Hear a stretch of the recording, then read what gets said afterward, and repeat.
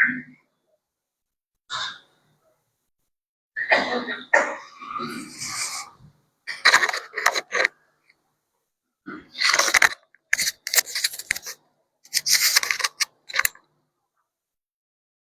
الحمد لله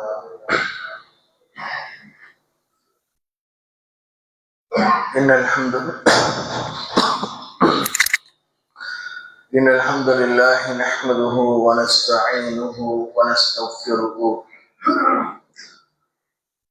ونعوذ بالله من شرور أنفسنا ومن سيئات أعمالنا من يهده الله فلا مضل له ومن يضلل فلا هادي له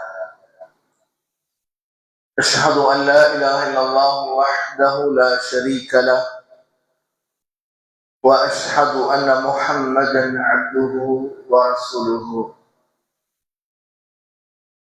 أعوذ بالله من الشيطان الرجيم بسم الله الرحمن الرحيم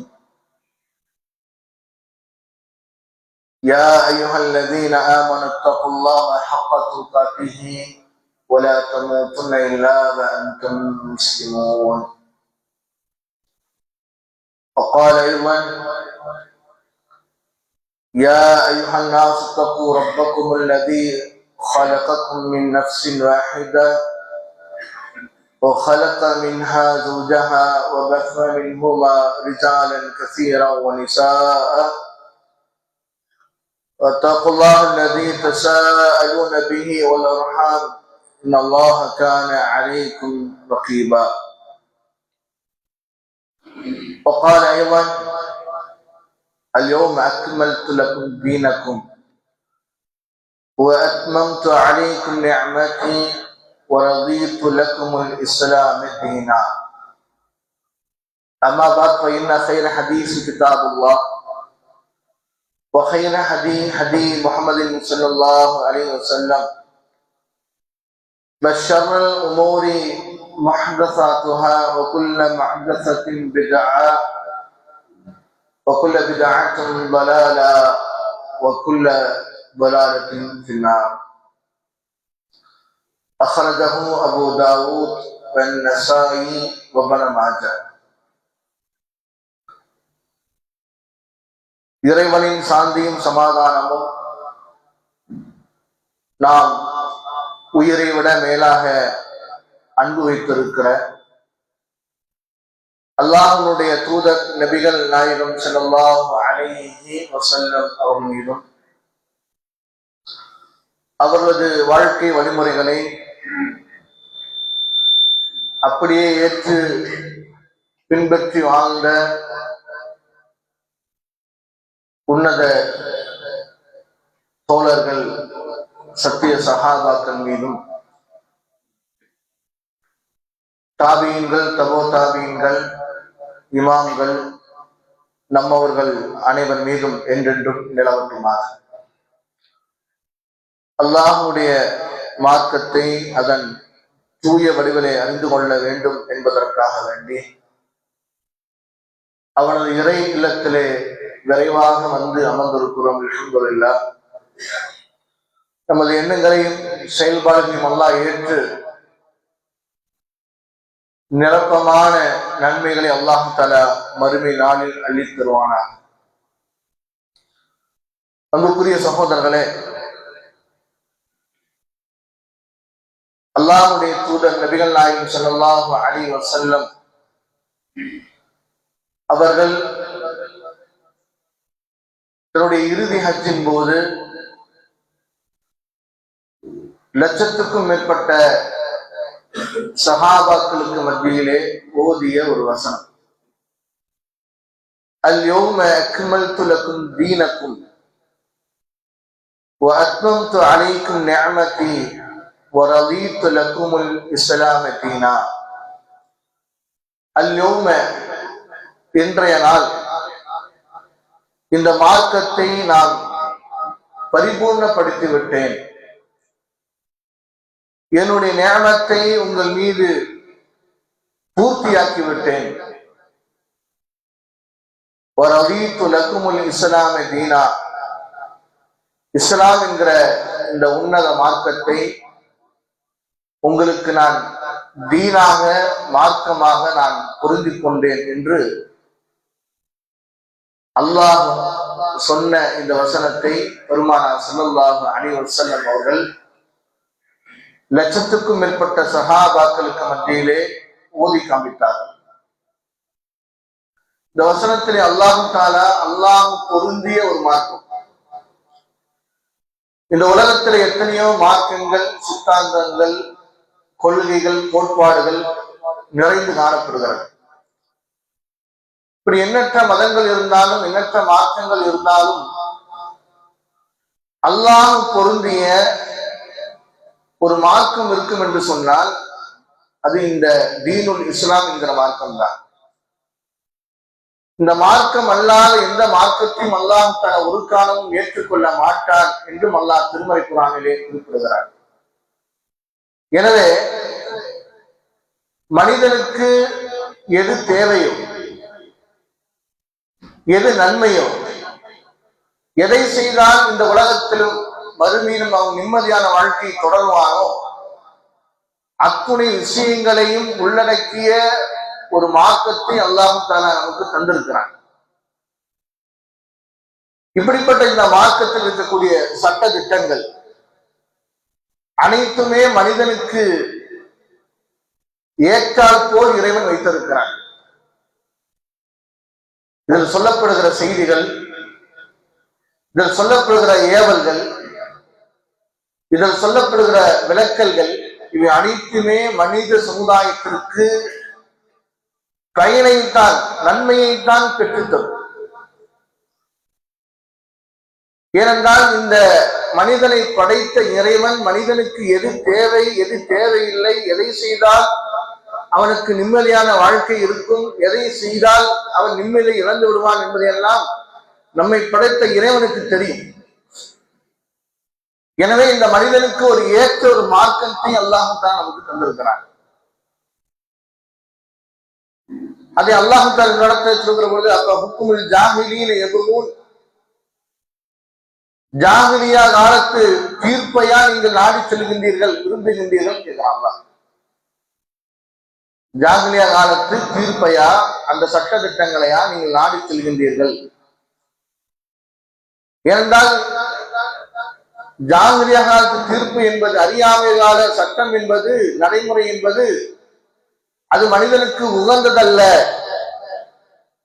மனித மலங்களால் அதை ஆரம்பத்தில் ஏற்றாலும் அதனுடைய பின்விளைவுகள் மிக மோசமாக இருக்கும்.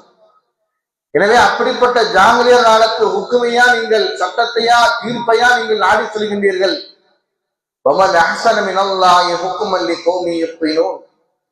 அல்லாஹ் சொல்கிறான், அல்லாஹை விட இந்த உலகத்தில் தீர்ப்பு சொல்லக்கூடியவன், அழகானவன் யார் என்று கேட்கிறான். அல்லாஹை விட அழகான தீர்ப்பு சொல்லக்கூடியவன் யார் என்று அல்லாஹ் தஆலா திருமறை குர்ஆனிலே குறிப்பிடுகிறான்.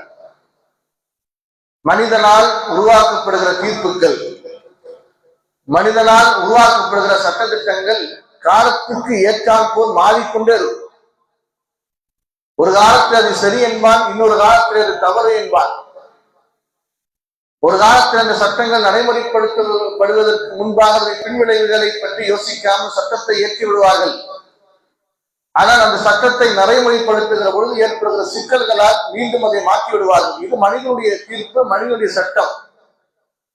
ஆனால் இறை சட்டம் என்பது, இறை தீர்ப்பு என்பது எல்லா காலத்திற்கும் பொருந்துவதை போல் அல்லாஹ் தஆலா அமைத்திருக்கிறான். அதைத்தான் அல்லாஹ் சொல்கிறான், அல்லாஹை விட தீர்ப்பு சொல்வதிலே, சட்டம் சொல்வதிலே அழகானவன் யார் என்று அல்லாஹ் தஆலா திருமறை குர்ஆனிலே கேட்கிறான். அலைஸல்லாஹு பிஅஹ்கமில் ஹாக்கிமீன். தீர்ப்பு சொல்லக்கூடியவர்களில் அல்லாஹ் மிக மேலானவன் என்பதை அவர்கள் அறிய வேண்டாமா, பார்க்க வேண்டாமா என்று சொல்கிறான் அல்லாஹ். எனவே அன்புக்குரியவர்களே, அல்லாஹ்வுடைய சட்டம், அல்லாஹ்வுடைய தீர்ப்பு, இந்த மார்க்கத்தில் ஏற்படுத்தப்பட்டிருக்கிற ஹலால்கள், ஹராம்கள், இவை அனைத்துமே எல்லா சமூக மக்களுக்கும் பொருந்தி போகிற விதத்தில் தான் அல்லாஹ் தஆலா வைத்திருக்கிறான். இந்த சட்டங்களை பார்க்கிற பொழுது ஒரு சிலருக்கு வெறுப்பாக தோணலாம், பிடிக்காமல் போகலாம். அவர்கள் இந்த சட்டத்தை அறியாமை கால சட்டம் என்று விமர்சனம் செய்யலாம். இவையெல்லாம் இன்றைய காலத்துக்கு ஒத்துவராது என்று நம்மை பார்த்து ஏளனம் செய்யலாம். ஆனால் இந்த சட்டங்கள் தான் மனிதனை பண்படுத்துகிறது என்பதை இந்த உலகம் நிதர்சனமாக கண்டு வருவதை பார்க்க முடியாது. கொலைக்கு கொலையா, கண்ணுக்கு கண்ணா, பல்லுக்கு பல்லா, இப்படி கொடூரமான சட்டமாக ஒரு குற்றவியல் சட்டத்தை இந்த மார்க்கம் வழங்கி இருக்கிறது என்று விமர்சனம் எழலாம். திருடினால் கைகளை துண்டாக்க வேண்டுமா? என்ன கொடூரமான சட்டமாக இருக்கிறது. விபச்சாரம் செய்தால் கல்லெறிந்து கொள்ள வேண்டுமா? இதென்ன கொடுமையான சட்டமாக இருக்கிறது என்றெல்லாம் இந்த சட்ட திட்டத்தை மேலோட்டமாக பார்க்கின்ற மக்களுக்கு இந்த சட்டம் கொடூரமான சட்டமாக, மனிதனுக்கு ஏற்க முடியாத சட்டங்களாக இருக்கலாம். ஆனால் இந்த சட்டங்கள் தான் மனிதனுக்கு வாழ்வை பெறுகிறது என்பதை பார்க்க முடியாது. அல்லாஹ் திருமறை குர்ஆனில் சொல்கிற பொழுது, அன் தக்கரவு செய்யின், நீங்க ஒரு விஷயத்தை வெறுக்கலாம். உங்களுக்கு கொலைக்கு கொலையா, பல்லுக்கு பல்லா, கண்ணுக்கு கண்ணா, திருடினால் கையை வெட்ட வேண்டுமா, விபச்சாரம் செய்தால் கல்லெறிந்து கொள்ள வேண்டுமா என்று உங்களுக்கு இதை வெறுப்பாக தெரியலாம். கையுள்ளக்கும், ஆனால் அதுதான் உங்களுக்கு சிறந்தது என்று சொல்கிறாங்க. நீங்கள் ஒரு விஷயத்தை விரும்பலாம், ஆனால் ஷர்ருல்லக்கும், உங்களுக்கு அது தீங்காக அமையும் என்று அல்லாஹ் தஆலா திருமறை குர்ஆனில் சொல்வதை பார்க்க முடியாது. எனவே அன்புக்குரியவர்களே, இஸ்லாமிய சட்டம், இஸ்லாமிய போதனைகள், இஸ்லாமிய ஏவல்கள், இஸ்லாமிய விளக்கல்கள் அனைத்துமே மனித இனத்திற்கு நன்மை பயக்கின்ற, மனித வாழ்விலே நடைமுறைப்படுத்தப்படுகின்ற சட்டங்களாகத்தான். அது எந்த இஸ்லாமிய சட்டங்கள் அனைத்துமே கொடூரமானது அல்ல. பாருங்க, நோன்பு என்கிற சட்டம் காலை முதல் மாலை வரை உண்ணாமல் பருகாமல் இச்சைகளை கட்டுப்படுத்தி கொண்டு ஒரு மனிதன் இறைவனுக்காக நோன்பு நோக்கிறான். அது ஒன்னால் முடியவில்லையா, அதற்குண்டான பரிகாரம் இதை செய். ஒன்னால் நின்று தொழ முடியவில்லையா, அமர்ந்து கொண்டு தொழு. அமர்ந்தும் தொழ முடியவில்லையா, படுத்துக் கொண்டாவது தொழு என்று இஸ்லாமிய சட்டங்கள் கடுமையாக்கப்படல. எல்லா மனிதர்களும், ஒரு சாதாரண குடிசை வீட்டில் இருக்கிற மனிதனும் மாளிகையில் இருக்கிற மனிதனும் சட்டத்தை நடைமுறைப்படுத்துகிற விதத்தில் தான் இறைவன் அமைத்துக் கொடுத்திருக்கிறான். அல்லாஹு தஆலா இந்த சட்டத்தின் மூலமாக உங்களுக்கு சிரமத்தை அல்லாஹு தஆலா ஏற்படுத்தவில்லை. நோன்பு வைப்பதாலோ அல்லது இன்னவர இபாதத்துக்களினாலோ அதனால் உங்களுக்கு எந்த சிரமமும் கிடையாது. அதைத்தான் அல்லாஹு தஆலா நோன்புடைய சட்டங்களை சொல்கிற பொழுது சொல்கிறான், வலா யுரீது பிக்குமுல் உஸ்ர, அல்லாஹு தஆலா உங்களுக்கு கடுமை நாடல. அல்லாஹு தஆலா உங்களுக்கு என்ன செய்யறான், இலகுவைத்தான் நாடுகிறான். உங்களுக்கு இலகுவா தான். நீங்க நோன்பு வச்சுட்டு நீங்க பயணம் மேற்கொள்றீங்களா, நோன்பு விடுவதற்கும் உங்களுக்கு சலுகை உண்டு.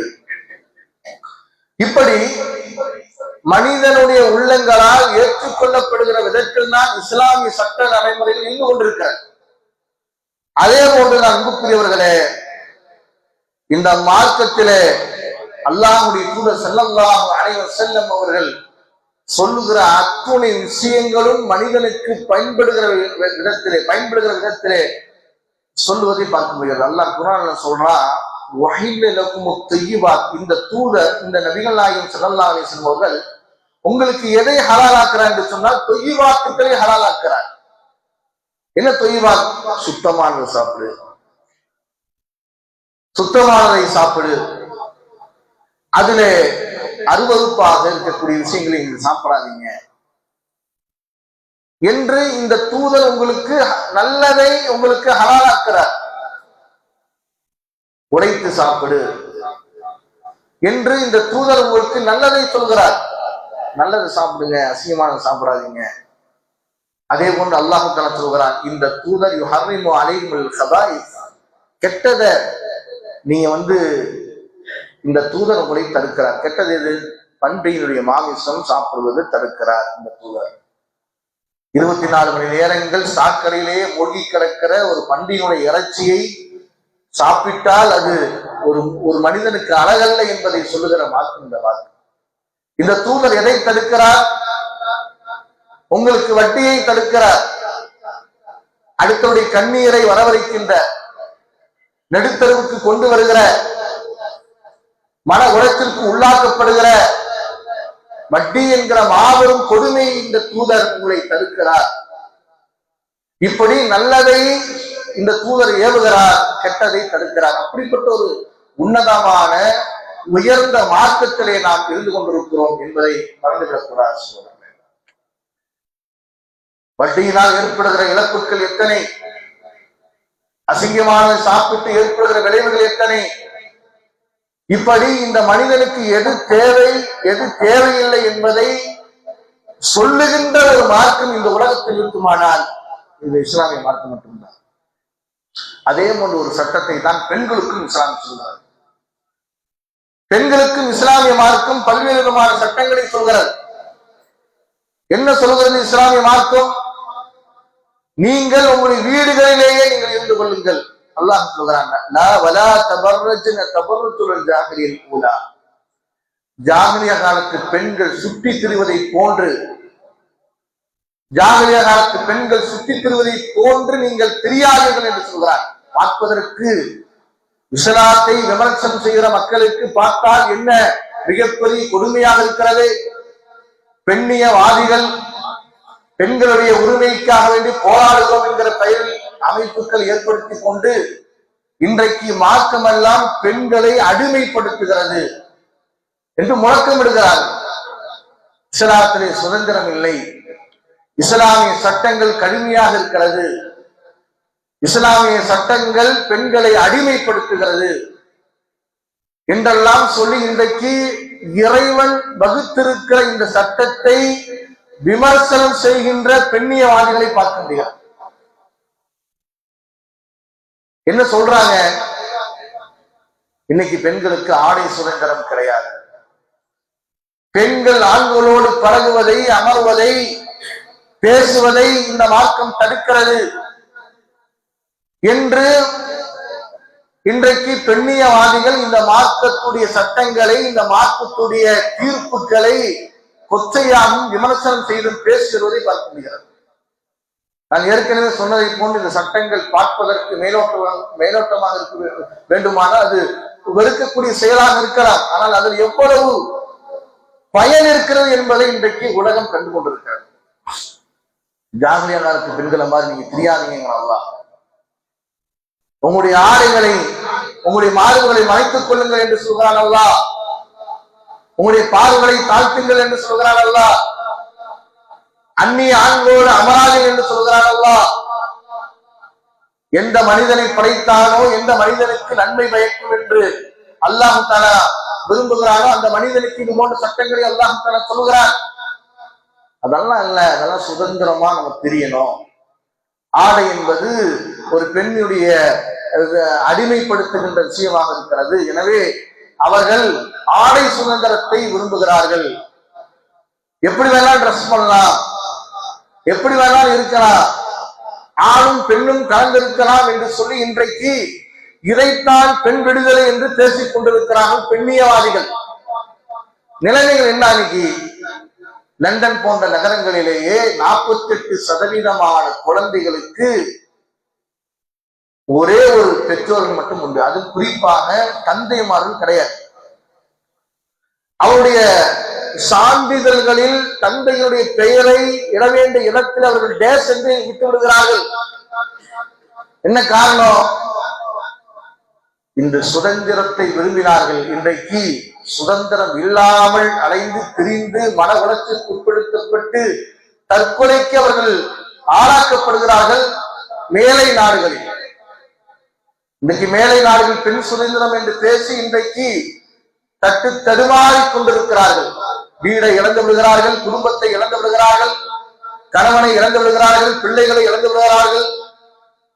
எப்படி வேண்டுமானால் வாழலாம் என்று ஆடு மாடுகளை கொண்டு வாழ்கிறார்கள். எல்லாவற்றையும் விலகி கொண்டு அவர்கள் அவருடைய வீடு என்று சொன்னால் அவர் இருக்கிற வாகனம் தான் வீடாக மாற்றிக் கொள்கிறார். ஒரு கார், அந்த காருக்குள்ள உட்கார்ந்துருப்பான் இந்த பொண்ணு.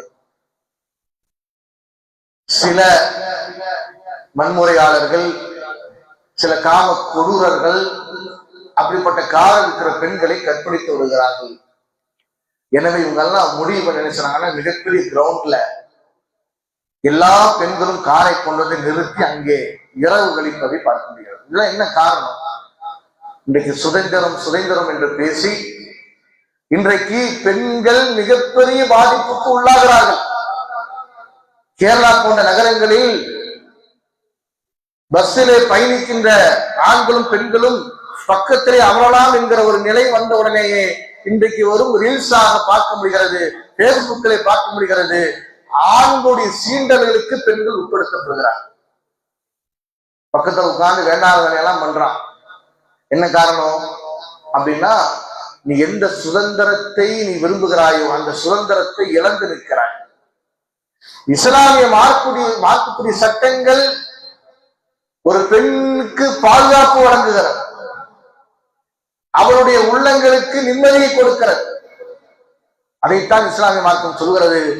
ஜாகலிய காலத்து பெண்களை போன்று நீங்கள் சுற்றி தெரியாதீர்கள் என்று இஸ்லாமிய மார்க்கம் சொல்கிறது. இஸ்லாத்தை போன்று பெண்களுக்கு ஒரு முக்கியத்துவம் எந்த மார்க்கத்திலும் கொடுக்கப்படவில்லை. பெண்களுக்கென்றே ஒரு அத்தியாயத்தை அல்லாஹ் தஆலா ஏற்படுத்தியிருக்கிறான். சூரத்து நிசா என்ற அத்தியாயம்.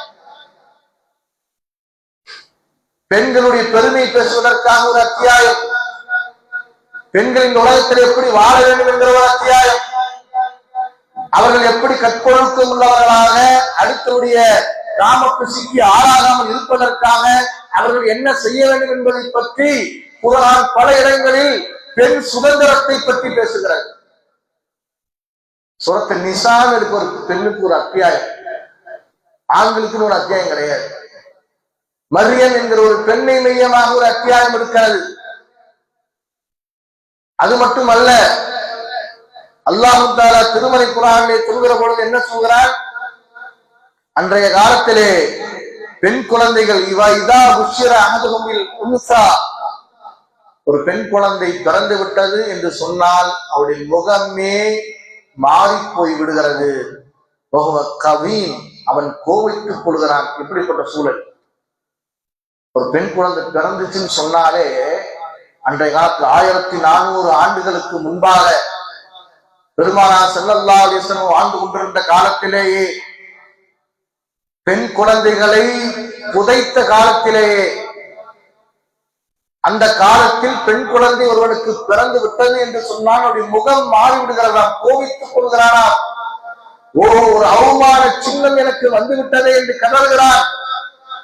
இந்த அவமான சின்னத்தை ஒழித்துக் கொண்டு நான் வாழ வைப்பதா அல்லது உயிரோடு தொலைப்பதா என்று பேசிய ஒரு காலம். அந்த காலத்துல ரசூல் ஸல்லல்லாஹு அலைஹி வஸல்லம் அவர்கள் பெண் விடுதலை ஏற்படுத்தினாங்க.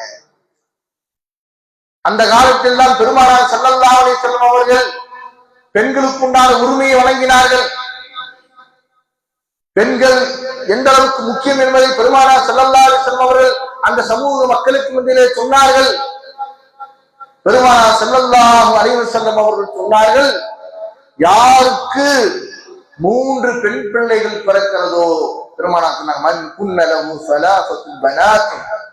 யாருக்கு 3 பெண் குழந்தை பிறக்குதோ அந்த குழந்தை இடத்துல இரக்கம் காட்டுகின்றார்களோ, அந்த குழந்தை யார் பராமரிக்கின்றார்களோ வஜ்பத் லஹுல் ஜன்னah, அவருக்கு சொர்க்கம் உண்டு என்று பெருமானார் ஸல்லல்லாஹு அலைஹி வஸல்லம் சொன்னாங்க. சொர்க்கங்கிறது வாஜிப்னா, வஜமான வாஜிப். 3 பெண் குழந்தைகள் பிறந்து அந்த பெண் குழந்தை இடத்துல இரக்கம் காட்டணும். இரக்கம் இல்லாம இருந்தான் அந்த காலத்துல. அதனால்தான் ரசூலுல்லாஹ் ஒரு சஹாபி சொல்லும்போது என்ன சொன்னாரு? அந்த குழந்தையின் இடத்திலே பேசுகிற பொழுது, என் இடத்திலே கொஞ்சுகிற பொழுது அந்த குழந்தையின் முகத்தை மண்ணை போட்டு நான் அந்த குழந்தையை உயிரோடு புதைத்து விட்டேன் அல்லாஹ்வுடைய தூதரே என்று அல்லாஹ்வுடைய தூதர் ஸல்லல்லாஹு அலைஹி வஸல்லம் சொன்ன சஹாபாக்களை பார்க்க முடியும். அதுவும் அவர் முன்னாடிய காலத்தில் வந்து சம்பவத்தை அவர் சொல்றார். அப்படிப்பட்ட சூழலில் 3 பெண் பிள்ளைகள் பிறந்தால் உங்களுக்கு சொர்க்கங்கிறது வாஜிபு, அந்த குழந்தைகளுக்கு நீங்க கருணை காட்டுங்கன்னு சொன்னாங்க ரசூல் ஸல்லல்லாஹு அலைஹி வஸல்லம். உடனே அங்க இருக்கிற சஹாபி கேட்டார்கள், யா ரசூலல்லாஹ், அல்லாஹ்வின் தூதர் அவர்களே, வைன்கான் இஸ்னத்தைனி, 2 குழந்தைகளும் இருந்தாலுமா, 2 குழந்தைகள் இருந்தாலுமா? பெருமானார் ஸல்லல்லாஹு அலைஹி வஸல்லம் சொன்னார்கள், ஆமா, 2 குழந்தைகள், 2 பெண் குழந்தைகள் இருந்தாலும் அந்த குழந்தையிடத்தில் நீங்கள் கருணை காட்டினீங்கன்னு சொன்னானா, அந்த குழந்தையிடத்துல சரியான முறை நீங்கள் பராமரித்தீங்கன்னு சொன்னானா உங்களுக்கு சொர்க்கம் உண்டு என்று சொன்னாங்க சொல்லலாம். உடனே இன்னொரு சஹாபி கேட்டார்கள், அல்லாஹ்வுடைய தூதரே, எனக்கு ஒரே ஒரு குழந்தை இருக்கிறார், ஒரே ஒரு குழந்தை இருந்தாலுமா?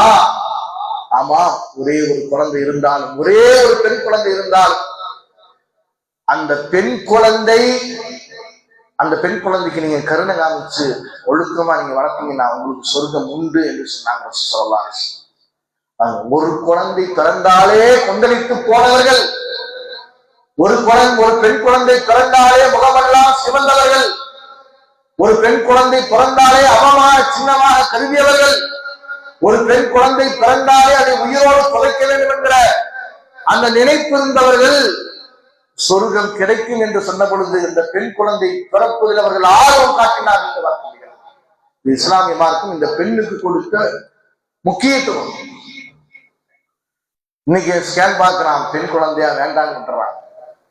இந்த காலத்து நவீன உலகத்தில் கூட இன்றைக்கு பெண் பிள்ளைகள் பிறந்தால் அவமானமாக நினைக்கிறான், பெண் பிள்ளைகளை கொலை செய்கிறான். ஆனால் அந்த காலத்துல பெண் பிள்ளைகள் பிறந்தால் மகிழ்ச்சியாக அந்த சமூகம் கொண்டாடிய அளவுக்கு இஸ்லாமிய மார்க்கம் பெண்களுக்கு உரிமை வழங்கிய. அது மட்டுமல்ல,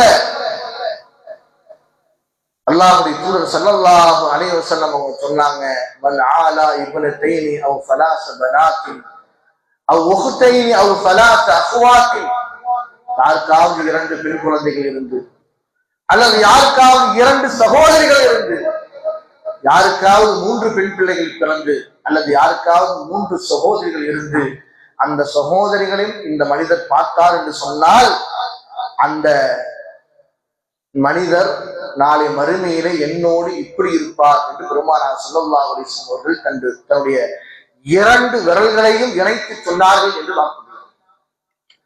குழந்தை பார்க்க நம்ம கூட பிறந்த சகோதரியை நாம் பார்த்தோம் என்று சொன்னார், என் கூட பிறந்த சகோதரியை அல்லது ஒரு சகோதரி 2 சகோதரியோ, அந்த சகோதரிக்கு நான் இரக்கம் காட்டி அந்த சகோதரி நான் பார்த்தேன் என்று சொன்னால் அல்லாஹ்வுடைய தூதர் ஸல்லல்லாஹு அலைஹி வஸல்லம் அவர்களோடு சொர்க்கத்திலேயே ஒன்றாக இருக்கின்ற பாக்கியத்தை பெறுகிறார் என்று பெருமானார் ஸல்லல்லாஹு அலைஹி வஸல்லம் அவர்கள் பெண் சமுதாயத்திற்கென்று சிறப்புகளை பெருமானார் ஸல்லல்லாஹு அலைஹி வஸல்லம் வழங்கினார். யாருக்கு 2 சகோதரர்கள் இருந்தால் என்னோடு சொர்க்கத்தில் இப்படி இருப்பான்னு சொல்லல. யாருக்கு 3 ஆண் குழந்தை பிறந்தால், யாருக்கு 2 ஆண் குழந்தைகள் பிறந்தால், யாருக்கு 1 ஆண் குழந்தை பிறந்தால் அவருக்கு சொர்க்கம் உண்டு என்று பெருமானார் ஸல்லல்லாஹு அலைஹி வஸல்லம் சொல்லவில்லை.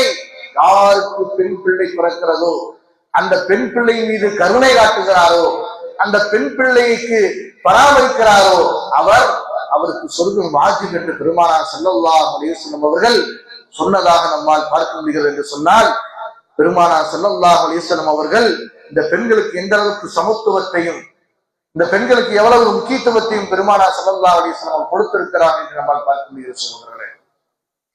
இப்படி இந்த மார்க்கத்திலே சொல்லப்படுகிற அனைத்து சட்டங்களும், எல்லா சட்டங்களும் மனிதனுக்கு ஏற்றால் போல், மனிதனுடைய உள்ளங்களுக்கு ஈர்க்கிற விதத்திலே, அதை ஏற்றுக்கொள்கிற விதத்திலே, அவனை பண்படுத்துகிற விதத்திலே இந்த மார்க்கத்துடைய சட்டங்கள் இருப்பதை நம்மால் பார்த்துக் கொண்டிருக்க முடியாது.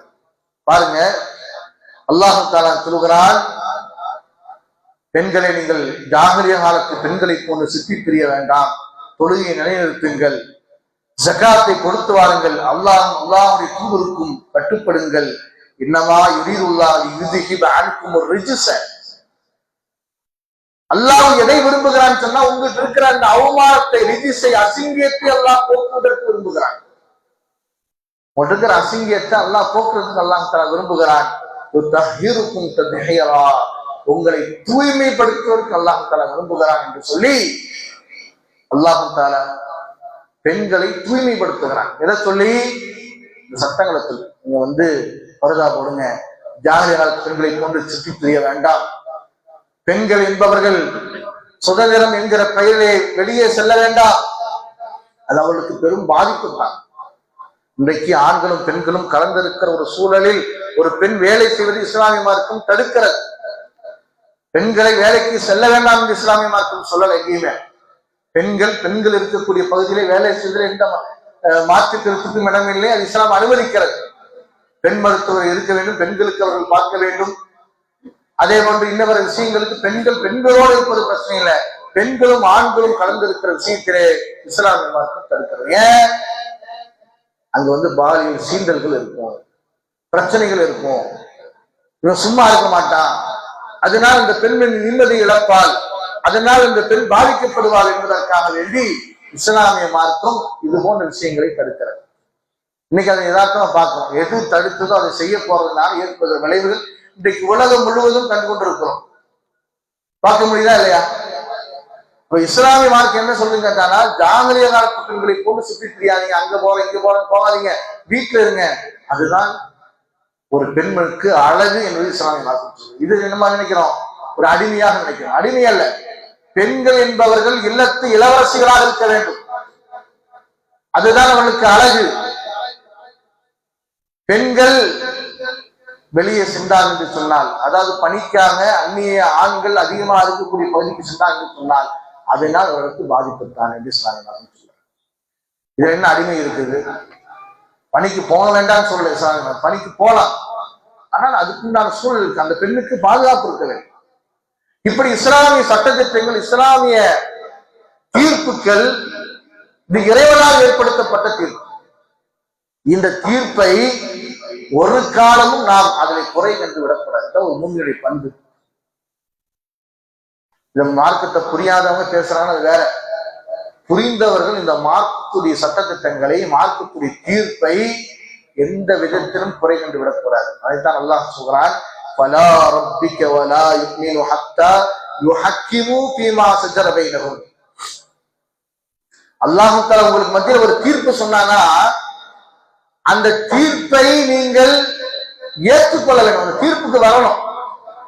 அல்லாஹ் சொன்ன தீர்ப்பின் பக்கம் நீங்க வரணும். அப்படி வந்தால்தான் நீங்கள் உண்மையான மூமின் என்று அல்லாஹ் சொல்றான்.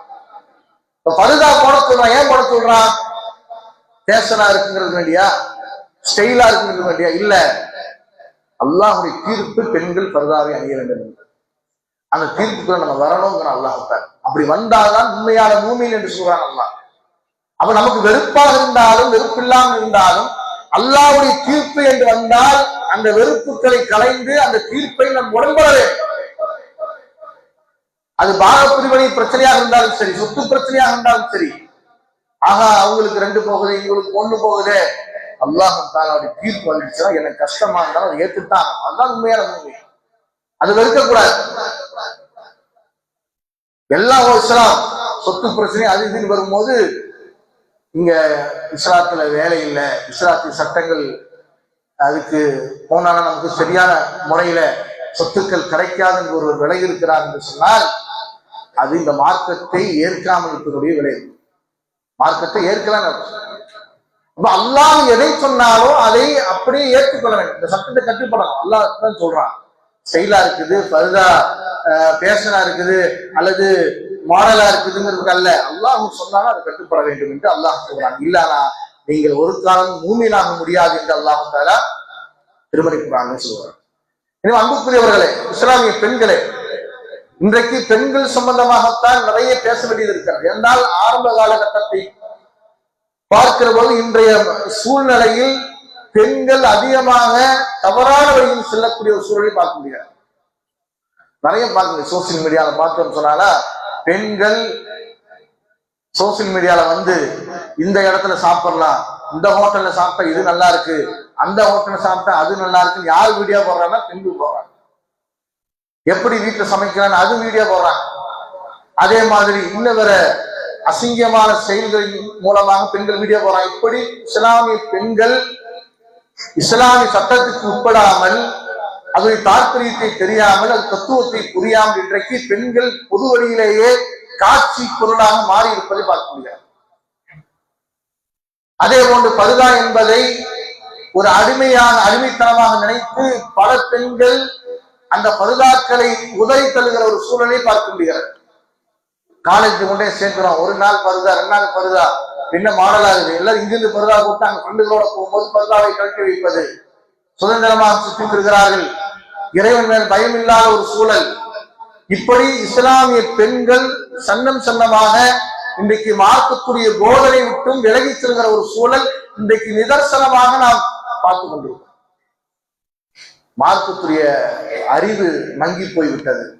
மார்க்கத்தை பற்றி படிக்க வேண்டும் என்கிற அக்கறை இல்லாமல் போய்விடுகிறது. இங்க பாருங்க, இந்த பகுதியில நிறைய காலேஜ் இருக்கு, பெண்கள் கல்லூரிகள், இஸ்லாமிய கல்லூரிகள். ஆரம்பத்துல +2 முடிச்ச உடனேயே நம்ம என்ன சொல்ல கேட்டானா, பிள்ளை கொண்டு போய் அரபி காலேஜ்ல சேர்த்தணும், அவளுக்கு ஒடுக்குன்னா முக்கியம் என்று நாம் என்ன செய்யணும்னா அதுக்கு முக்கியத்துவம் கொடுத்தோம். ஒரு கட்டத்துல உலகம் சார்ந்த கல்வி தேவைப்படுது, அது மறுக்கல. உலகம் சார்ந்த கல்வியினால் இது போன்ற படிப்புகள் தடையாக இருக்கக்கூடாதுன்னு சொல்லி எல்லா கல்லூரிகளிலும், பெண்கள் கல்லூரியிலும் உலகம் சார்ந்த கல்வியையும் மார்க்க கல்வியும் ஒன்றாக சேர்த்து வைக்கிறாங்க. அப்படியாவது இவர்கள் மார்க்கத்தை தெரியட்டும், மார்க்கத்தை படிக்கட்டும். ஒரு பெண் திருந்தினாள் என்று சொன்னால் அந்த வீடே திருந்தும் என்கிற அடிப்படையிலேயே ஒவ்வொரு மதரசாக்களிலும் ஒவ்வொரு கல்லூரிகளிலும் மார்க்கம் சார்ந்த கல்வியும் உலகம் சார்ந்த கல்வியும் இரண்டும் சேர்த்தே கொடுக்கப்படுகிறது. ஆனால் அப்படி இருந்தும் கூட இன்றைக்கு அந்த மார்க்கத்தை படிக்கிற பெண்களுடைய எண்ணிக்கை என்பது குறைந்து கொண்டே வருகிறது. இன்னைக்கு நீங்க பாத்தீங்கன்னா எல்லா கல்லூரிகளையும் நம்ம அங்க இருக்கக்கூடிய முதல்வர்கள் சொன்ன பதில் என்ன கேட்டானா, பெண்கள் குறைவாகத்தான் இஸ்லாமிய கல்லூரிகளில் சேர்ந்திருக்கிறார்கள். என்ன காரணம்? இந்த கல்வி இல்லாம வேற கல்வி நாடி போறாங்க. வேற கல்வி நாட வேண்டாம் என்று சொல்லவில்லை, ஆனால் இந்த கல்விதான் அவளுக்கு ஒழுக்கத்தை கொடுக்கும், இந்த கல்விதான் அவளுக்கு பண்பாட்டை கொடுக்கும், இந்த கல்விதான் அவளுக்கு கபருடைய ஒளியாக இருக்கும். எனவே இந்த கல்வி இல்லாமல் ஒரு கல்வி நாம் படித்தோம் என்று சொன்னால் ஒரு காரணம் பண்பாடாது. எனவே இந்த கல்வியினுடைய முக்கியத்துவத்தை பெண்கள் உணர வேண்டும். இன்றைக்கு அப்படிப்பட்ட சூழல் தான் இருந்து கொண்டிருக்கு. ஏன்னா அந்த மோசமான ஒரு சூழல் இருந்துட்டு இருக்கிறோம். மீடியா, சோசியல் மீடியா போன்ற பல விஷயங்களை பார்க்கிற சமயத்துல இன்னைக்கு பெண் பிள்ளைகளை பெற்றவர்கள் நெருப்பிலே கையை வைத்துக் கொண்டிருப்பதை போன்று பதறிக்கொண்டிருக்கிற ஒரு சூழல். அன்னைக்கெல்லாம் பையனுக்கு பொண்ணுக்கு மாப்பிள்ளை பார்க்கும் போதுதான் மாப்பிள்ளை நல்லா இருக்கானாலும் தேடிய காலம் போய் இன்னைக்கு என் பையனுக்கு நல்ல பொண்ணு கிடைக்குமாங்கிற காலம் வந்துருச்சு. அப்படிப்பட்ட சூழலில் இன்றைய பெண்கள் மோசமான சூழலில் நடந்துட்டு இருக்கிறாங்க. அந்நிய ஆணோடு பொது வழிகளிலே நின்று கொண்டு வெக்கம் இல்லாமல் மானம் இல்லாமல் பேசிக் கொண்டிருக்கிற பெண்களை பார்க்க முடியாது.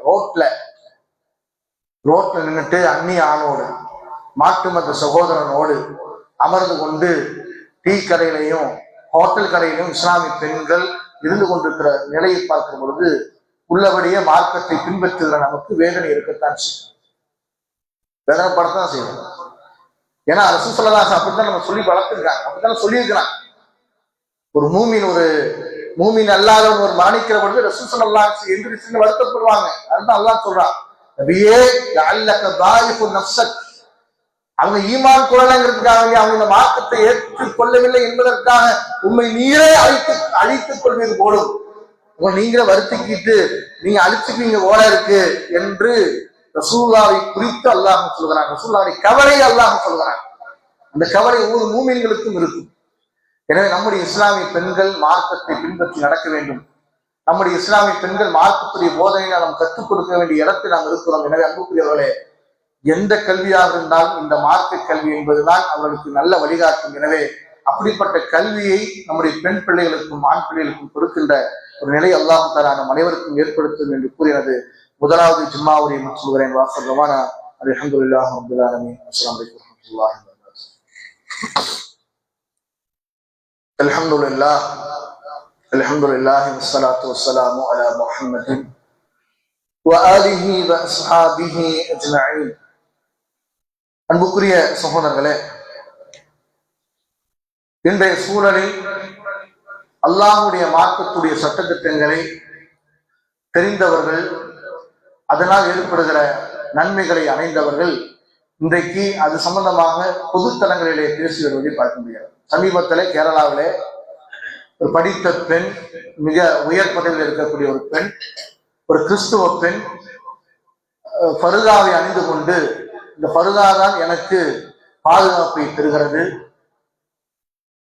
காம கண் கொண்டு பார்க்கக்கூடிய அந்த பார்வையிட்டு என்னை தடுக்கிறது என்று சொல்லி பொதுவெளியிலே பேசி அது மிகப்பெரிய ஒரு விமர்சனமாக பேச்சாக இன்றைக்கு கேரளா முழுவதும் பேசிக் கொண்டிருப்பதை பார்க்க முடியாது. மொத்தத்துல எல்லாரும் திருந்துறாங்க. என்ன சொல்றாங்கன்னா இதுதான் பாதுகாப்பு தெரிந்துங்கிறாங்க. அதுக்கு என்ன காரணம் கேட்டாலும் அதை கண்கூடாக உணர்கிறார்கள், படிக்கிறார்கள், மார்க்கத்தை தெரிகிறார்கள், இதுதான் சரிங்கிற நிலைக்கு வர்றாங்க. ஆனா அதே சமயத்தில் இஸ்லாமிய பெண்கள் இதை ஒரு அடிமைத்தனமாகவும் இதை ஒரு வேண்டா வெறுப்பான ஒரு ஆடையாக பார்க்கிறார்கள் என்று சொன்னா என்ன காரணம் கேட்டா அவங்க கல்வி இல்லைங்க. சமீபத்தில் ஒரு நடிகை, இஸ்லாமிய நடிகை, அசிங்கமாக நடித்த ஒரு நடிகை பிறகு திருந்தி இன்னைக்கு சோசியல் மீடியாவிலே பருதாவை அணிந்து கொண்டு இதுதான் பாதுகாப்பு என்று பேசுகிற நிலை. இப்ப முன்னாடி அந்த அம்மா முஸ்லீமா தானே இருந்தாங்க, அப்ப ஏன் பருதா போடல, இப்ப ஏன் பருதா போட்டிருக்காங்கன்னா அறியாமை தான். அன்னைக்கு அதை பத்தி படிக்கிறாங்க, வாப்பா சொல்லி கொடுக்கல, அதை பத்தி அந்த பொண்ணுக்கு தெரியல, அது போன்ற சாதனங்கள் இந்த பொண்ணை போய் சேர்க்கல. இன்னைக்கு அதை பத்தி தெரிஞ்ச உடனே அந்த பெண்ணுடைய உள்ளங்களிலே ஒரு மாற்றத்தை ஏற்படுத்துகிறாங்க. எனவே கல்விதான் ஒரு சமூகத்திலே மறுமலர்ச்சியை, அவருடைய உள்ளத்திலே மிகப்பெரிய மாற்றத்தை ஏற்படுத்தும் இந்த மார்க்கத்தில். எனவே அன்புக்குரியவர்களே, அதன் அடிப்படையிலேயே நாம் நம்முடைய பெண்களுக்கென்று மார்க்கத்தை சொல்லுகின்ற ஒரு நாளை ஏற்படுத்த வேண்டும். ரசூலுல்லாஹ் ஏற்படுத்தினாங்க. சஹாபிய பெண்மணிக்கென்றே ஒரு நாளை ஒதுக்கி அந்த பெண்களுக்கு பெருமானார் ஸல்லல்லாஹு அலைஹி வஸல்லம் அவர்கள் போதனை செய்தாங்க. ஏன் செஞ்சாங்க? அது அவங்களுக்கு தேவை. அந்த கல்விதான் அவர்களை பக்குவப்படுத்தும், அந்த கல்விதான் அவருக்கு வழிகாட்டும்.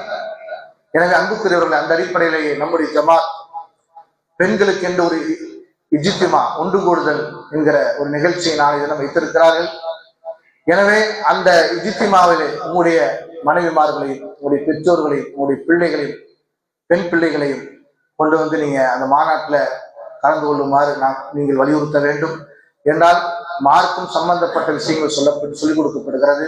பர்தாவுடைய முக்கியத்துவத்தை குறித்தும் சமகாலத்தில் ஏற்படுகிற பெண்களுக்குண்டான பாதிப்பை விட்டும் பெண்கள் தங்களை தற்காத்துக் கொள்வது எப்படி என்கிற பயிற்சியையும் அந்த மாநாட்டிலே, அந்த இஜ்திமாவிலே சொல்லிக் கொடுக்கப்படுகிறது. எனவே நாம் ஒவ்வொருவரும் பொறுப்பாளிகள் என்பதை மறந்துவிடக் கூடாது. எனவே அந்த இஜ்திமாவிலே உங்களுடைய பெண்களை, உங்களுடைய தாய்மார்களை, உங்களுடைய மனைவிகளை, உங்களுடைய பெண் பிள்ளைகளை கலந்து கொள்ளுமாறு நீங்கள் தூண்ட வேண்டும். அதுக்குண்டான முயற்சிகள் நீங்கள் மேற்கொள்ள வேண்டும். அதுக்குண்டான தௌஃபீக் அல்லாஹ் தந்தல் புரியட்டும். அன்புக்குரியவர்களை, இந்த இஜ்திமாவுக்காக வேண்டி நிறைய பொருளாதாரம் தேவைப்படுவதால் வந்திருக்கிற சகோதரர்கள் உங்களுடைய பொருளாதாரத்தை தாராளமாக அந்த இஜ்திமாவுக்கு கொடுங்க.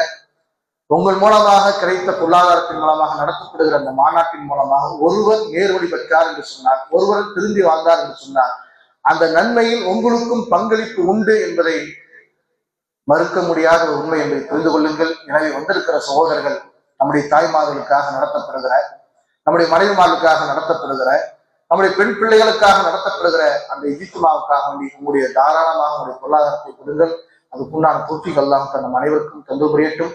நம்முடைய அனைத்து பாவங்களையும் அல்லாஹ் தஆலா மன்னித்து நாளை மறுமையிலே நபிமார்களோடு, சித்தீக்குகளோடு, சுஹதாக்களோடு இருக்கின்ற பாக்கியத்தை அல்லாஹ் தஆலா தந்தல் புரிவானாக. ஜன்னத்துல் ஃபிர்தௌஸ் என்கிற உயர்ந்த சொர்க்கத்தை அல்லாஹ் தஆலா எனக்கும் என்னுடைய குடும்பத்தாருக்கும் உங்களுக்கும் உங்களுடைய குடும்பத்தாருக்கும் அல்லாஹ் தஆலா தந்தல் புரிவானாக.